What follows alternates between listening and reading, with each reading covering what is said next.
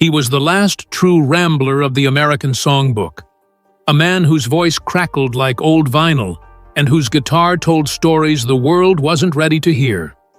Ramblin Jack Elliott didn't just live folk music, he became a ghost inside it.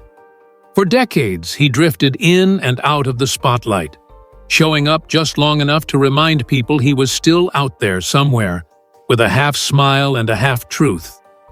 But now, at 93, something buried has finally come to light. A forgotten storage unit, a reel-to-reel tape, and a letter that should have never been found. His daughter once said, "He was a stranger, even in our home."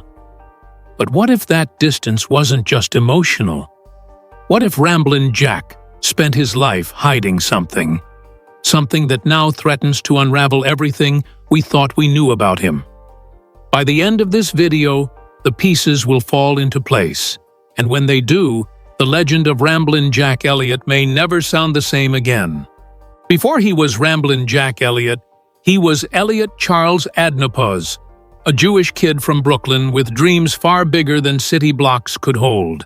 At 15, he ran off with the rodeo, ditching the life his parents planned for him. They wanted a doctor. He wanted dirt roads, fences, and freedom. He wasn't born a cowboy, but he became one through sheer will and a steel-string guitar. Somewhere between the stables and the stage, Elliott disappeared, and Ramblin Jack was born. He met Woody Guthrie not long after, and that's where the myth began. Woody became his mentor, his blueprint, his ghost. Jack picked up Guthrie's phrasing, mannerisms, even his Dust Bowl cadence. It wasn't imitation, it was possession. Bob Dylan once said Jack knew more about being Woody than Woody did. The folk world embraced him. Johnny Cash invited him on tour. Chris Christopherson called him a national treasure. He strummed through coffee houses, festivals, and television sets, a living relic from a world that no longer existed. But behind the harmonica and charm, something was always off. Jack was a man who could sit on a porch and spin tales for hours, but if you asked about his own family, he'd grow quiet, uncomfortable. His stories always ended in laughter, but his silences felt heavy, like pages missing from a book. Most people chalked it up to the road, a rambling man's curse, always on the move, never settling down. Yet the truth was darker. He didn't just drift from town to town. He drifted from people, from responsibilities, from relationships, from his own child. His daughter, Ayanna, once said, "He was always a phone call away, but never home. I knew my father more through legends than memories." As the years passed, Jack became less of a man and more of a myth. And like all myths, the facts grew blurry. Until one day, they were gone entirely. But myths can't protect you forever. Because behind every tall tale is a real man, and Ramblin Jack left a trail of heartbreak no song could ever redeem. He was always gone when she needed him most. Ayanna Elliott, Jack's only daughter, spent her childhood staring out windows, wondering if her father would ever come home. When he did, it was brief. A few days of laughter, tall tales, and guitar strums, and then the silence again. She learned early on that the world loved her father more than he ever seemed to love her. And for decades, she kept that pain buried. Until the year 2000, when she released a documentary called The Ballad of Ramblin Jack. It was meant to be a love letter, but it became a confession. In it, Ayanna revealed what it was like growing up as the daughter of a legend, a man praised by Dylan and Springsteen, but who couldn't show up to a school play. She described feeling like a footnote in her own father's story. The world saw a rambling poet, She saw a man who ran from every real connection he ever had. And the deeper she dug into his past, the more she realized how little she truly knew him. Then she found the journals. Tucked away in a battered suitcase Jack had left behind in a storage unit in Marin County, California, were dozens of notebooks. Some dated back to the 70s. Inside were scribbled lyrics, unmailed letters, and something else. A manuscript. Not a song, not a memoir, a confession. It wasn't titled, but the first page read, "To the daughter I never really knew." That sentence alone shattered Ayanna. The manuscript was a chaotic stream of memory, guilt, and heartbreak. Jack wrote about moments he regretted, abandoning lovers, missing birthdays, lies he told to keep moving. One entry mentioned a winter night where he heard Ayanna cry from the other room and chose to walk out the door instead of comfort her. But perhaps the most haunting line came near the end. "I thought the road would save me, but all it did was help me disappear." Ayanna never published it. She said some things are too personal, even for a man who never believed in privacy. But now, that manuscript is out, and what it says about Jack's final years changes everything we thought we knew. The manuscript wasn't the only thing hiding in that storage unit. Alongside it, buried beneath old tour posters and half-broken harmonicas, were dozens of cassette tapes, some labeled, some blank. Ayanna almost didn't listen to them, but curiosity, that same restless spirit her father had passed down to her, got the better of her. And what she heard turned the mystery into something far more disturbing. They weren't songs, they were ramblings, audio journals, recorded late at night in motel rooms, backstage trailers, and once in what sounded like a hospital bed. The tapes spanned decades, from the 1970s all the way to the mid-2000s. On them, Jack rambled in his signature cadence, but this time without an audience to charm. No laughter, no applause, just a man unraveling. One tape, marked simply with the word Montana, began with Jack talking about a woman he once loved. "She said I had fire in my eyes," he muttered, "but she never saw the smoke." He admitted to abandoning her while she was pregnant, then wondered aloud whether the child survived. A pause, then, "I think about him, or her. I don't know. Ain't that something?" Another tape revealed Jack spiraling into guilt after hearing Bob Dylan had refused to return his calls. "He thinks I'm a joke now," Jack said, voice cracking. "I made him who he is, and now I'm just a ghost in his rear view." But the darkest tape was the last. It was barely audible, a whisper beneath heavy breathing. "I didn't mean to disappear," he says. "I didn't know how to stay." That line, 6 words, would later be quoted by Ayanna in a quiet podcast interview years later. She said she finally understood. Her father hadn't just vanished from her life because he didn't care. He vanished because he couldn't face what he left behind. The legend of Ramblin Jack Elliott was built on movement, escape, and endless stories. But the man behind the myth? He was just running.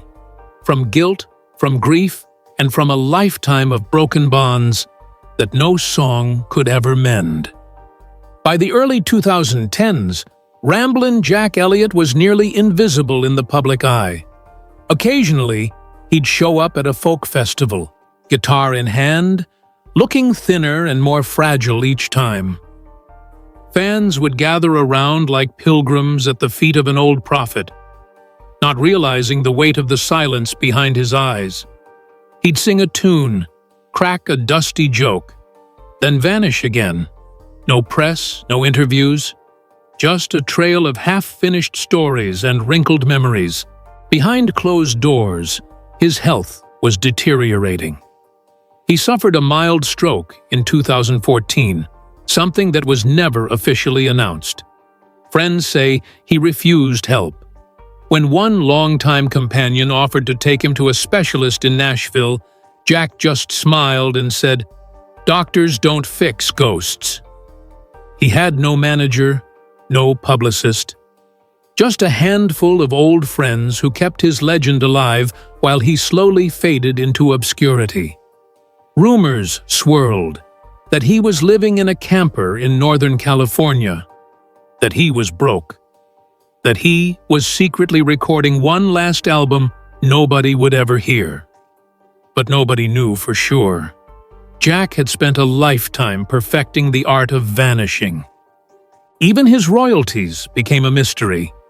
With his songs scattered across documentaries, tribute albums, and old vinyl, no one could trace where the money went. Ayanna tried, contacting publishers and ASCAP to track down payments owed to her father. What she found was unsettling: missing payments, outdated accounts, and shady licensing deals made without consent. Jack, it seemed, had been exploited. His legend made others rich, while he lived in quiet poverty. In one email, a former producer admitted to selling rights to a compilation album under the table. "I figured Jack wouldn't notice," the message read. "He's always drifting." And that was the problem. A man who built his life around not being tied down never had a net to catch him when he finally fell. Ramblin Jack wasn't just forgotten. He was left behind, chewed up by the industry he helped build, and too proud, or too ashamed, to ask for help. But what hurt the most? The tapes revealed he knew it. Every late-night recording carried that heavy truth, that while the world saw a legend, Jack saw a ghost in the mirror. A man who traded love for applause and ended up with neither. Ayanna wasn't alone in the search anymore. Folk historians, die-hard fans, and even a retired private investigator, someone who once worked security for Johnny Cash, began comparing notes. What started as a daughter's painful journey to understand her father had become a collective obsession. The name Red popped up again, this time in connection with a 1971 arrest record from Oregon. The man in question, Leonard "Red" Cafferty, a minor stagehand and sound engineer who once worked a tour with Ramblin Jack during the early days of his solo career. And just like Jack, Red vanished. Digging deeper, they discovered Red had been questioned, though never charged, in connection to the disappearance of a young woman named Nora Lang, a 19-year-old who went missing in 1973 after attending a folk music festival near Portland. Witnesses remembered seeing her backstage, talking to two older men. One of them was described as wearing a dusty cowboy hat, rambling like a poet. The case went cold. But now, 50 years later, those clues were starting to make sense. One of the cassette tapes from Jack's storage box had been marked with the initials NL. Ayanna never understood what they meant, until she replayed it, this time listening for background noise instead of Jack's voice. At the 3-minute mark, faintly behind Jack's mumbling, there was a woman's voice, soft, frightened, asking, "Where are we going?" Jack's reply was barely audible. "Just down the road, darlin'. Just for a bit." The silence that followed stretched forever. It was enough to shake Ayanna, enough to reopen a case that had been forgotten. But what it wasn't was proof. There was no conclusive evidence that Jack had anything to do with Nora Lang's disappearance. Yet the breadcrumbs he left behind painted a chilling picture. A man plagued by guilt. A name he couldn't stop writing. A river trail nobody had walked in decades. Suddenly, Ramblin Jack's tendency to vanish didn't seem so romantic. It seemed calculated, as if the life of a drifter wasn't just a song lyric. It was a shield, a way to stay ahead of the past, one dusty town at a time. And the most haunting thought of all? Maybe Jack hadn't been running from the spotlight. Maybe he was running from a secret he feared might one day catch up. In the summer of 2022, a group of amateur sleuths, led by a local historian from Tillamook County, decided to follow the trail left in Jack's letters and recordings.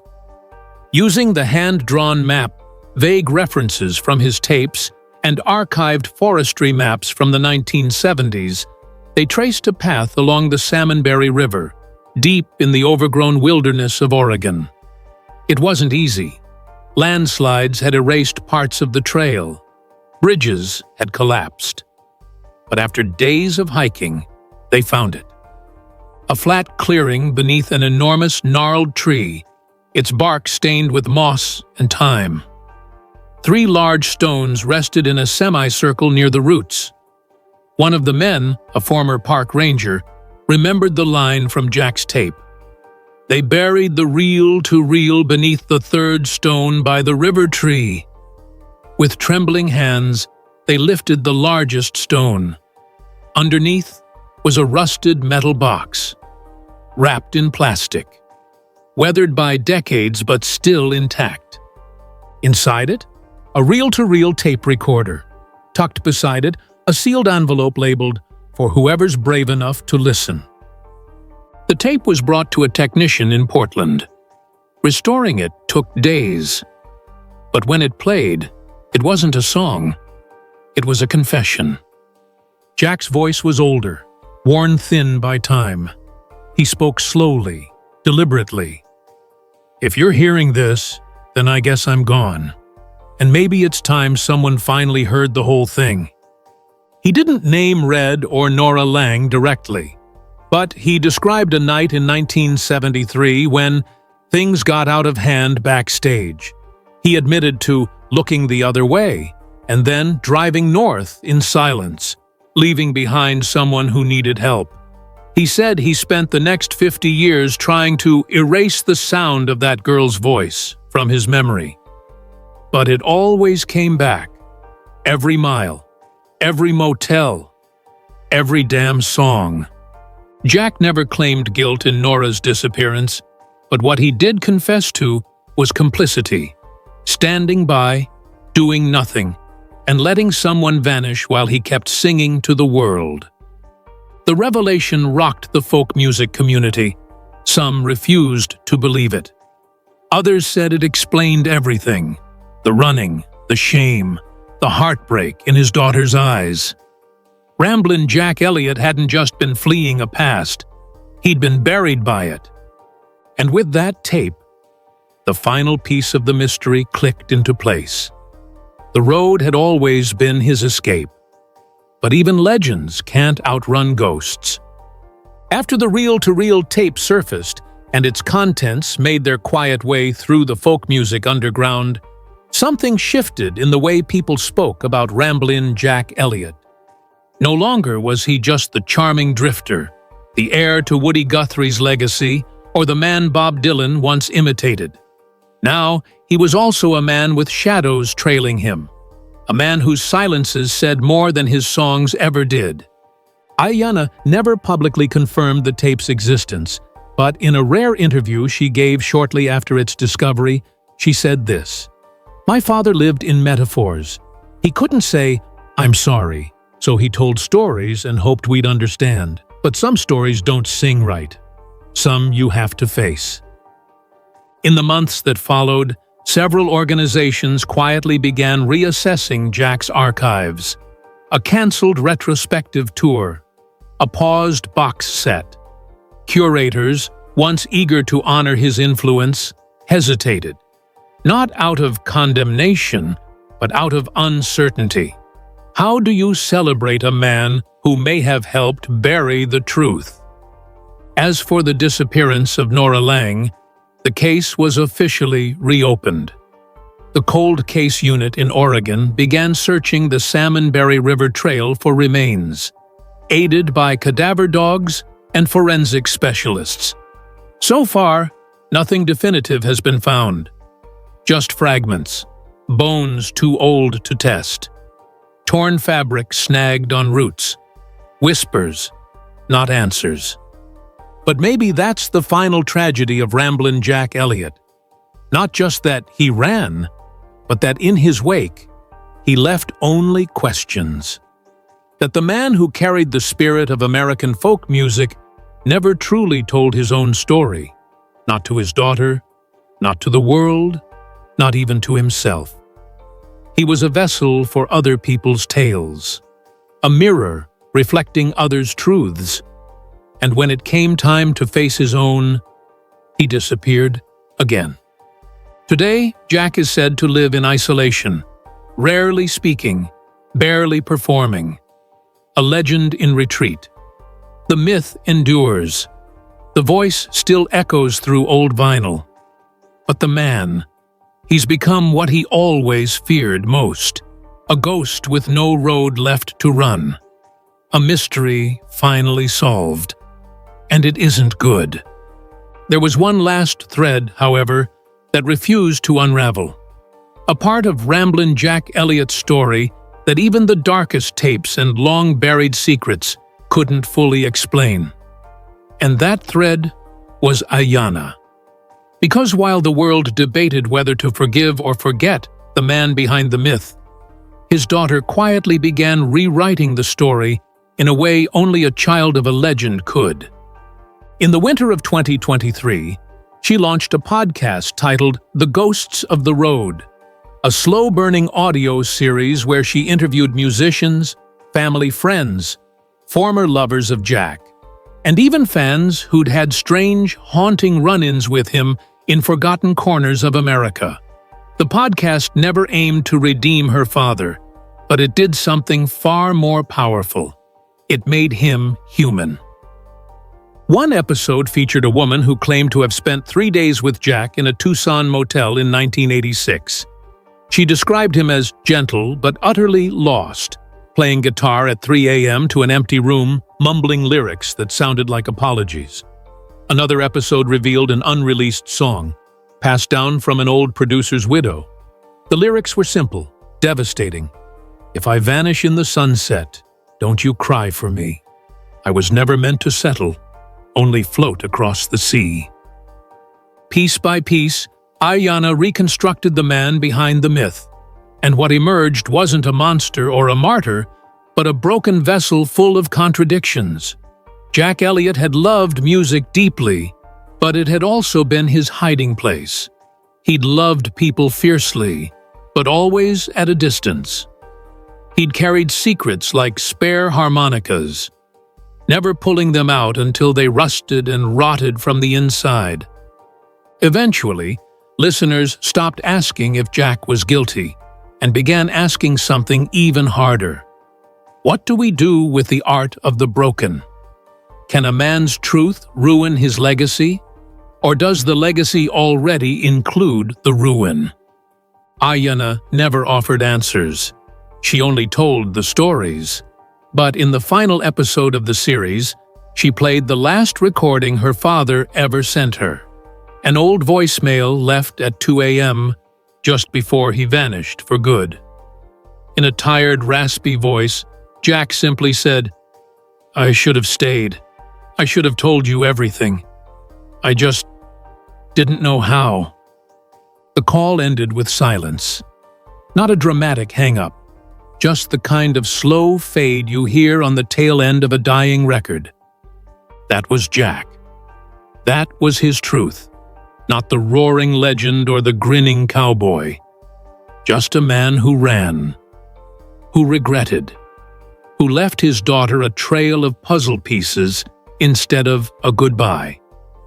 Today, The Ghosts of the Road stands as the most intimate document of Ramblin Jack Elliott ever produced. And for those who listen closely, it offers something that no headline, documentary, or missing persons file ever could. Not closure, but understanding. Because in the end, maybe Jack's greatest legacy wasn't a hit song or a hidden crime. Maybe it was the way he forced us to ask harder questions about memory, myth, and the high cost of running from the truth. And maybe the saddest part of all, is that he never stopped running.